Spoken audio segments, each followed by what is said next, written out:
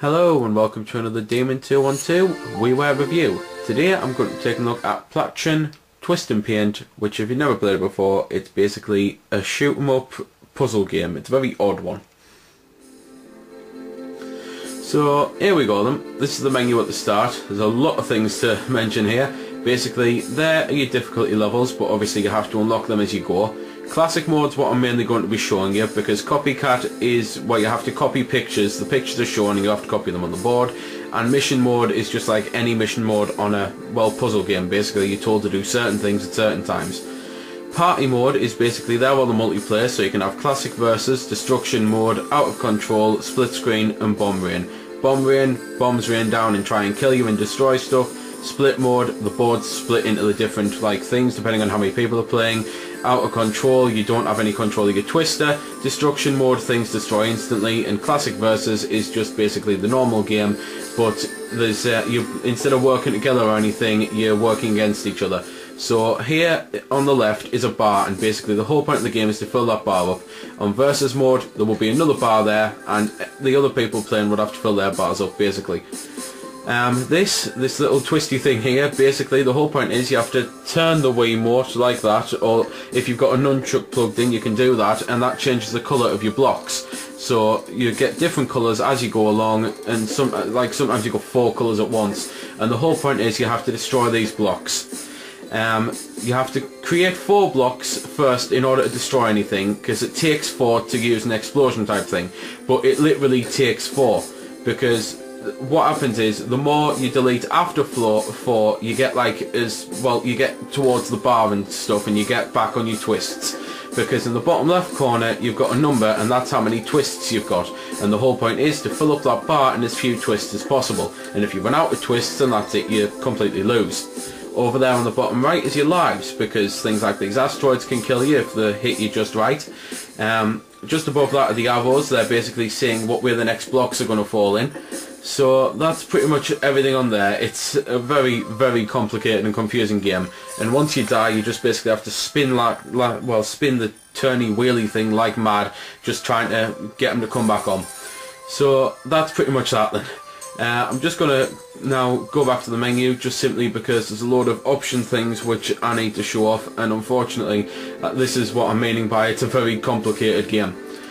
Your fantasy Miis are these here, and you can unlock more as you go along, and they've all got different powers and stuff. Like, for example, one of them's got the pocket light, which you'll need to go onto one of the fantasy worlds where you can't see properly, because there's more than just those basic boring ones. There's all sorts of ones. There's like underwater ones. I think there's the Wild West one.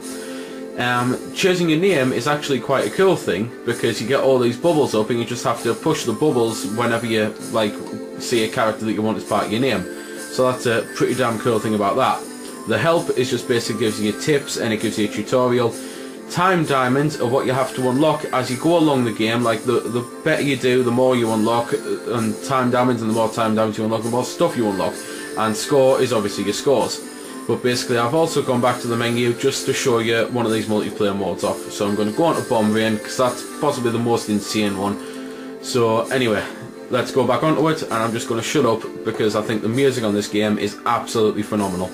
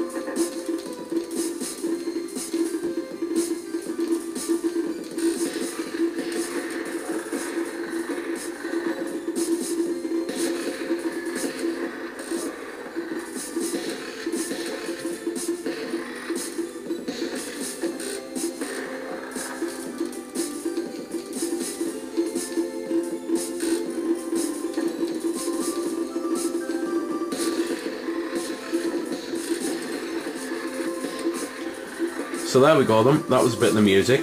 There's a few other things to quickly mention. You might have saw the ×2, and like they're basically the multipliers. You can get multipliers on the game. You can also get some items, which are some cool things that they might just destroy your own, stuff like that.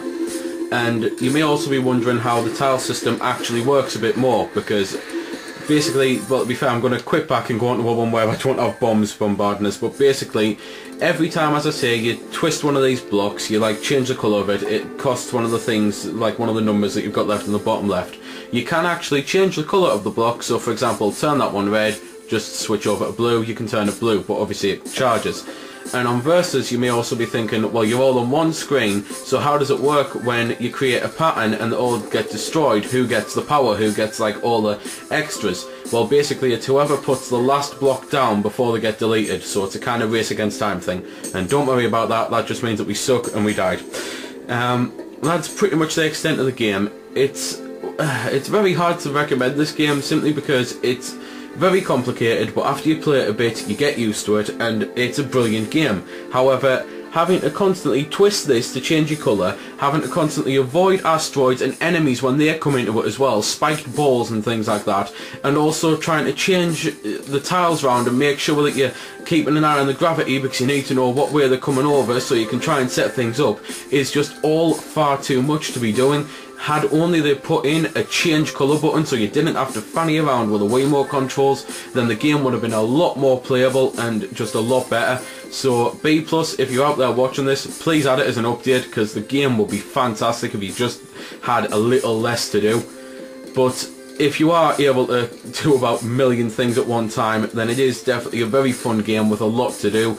There's like 300 levels, there's just tons of things to do on the game, so it's definitely worth the 1500 points if you're able to meet the parameters, if you know what I mean. So there we go then, that's the review. I hope you've enjoyed it. If so, then please subscribe to my videos and remember to check out my channel. And this has been Damien212 signing off.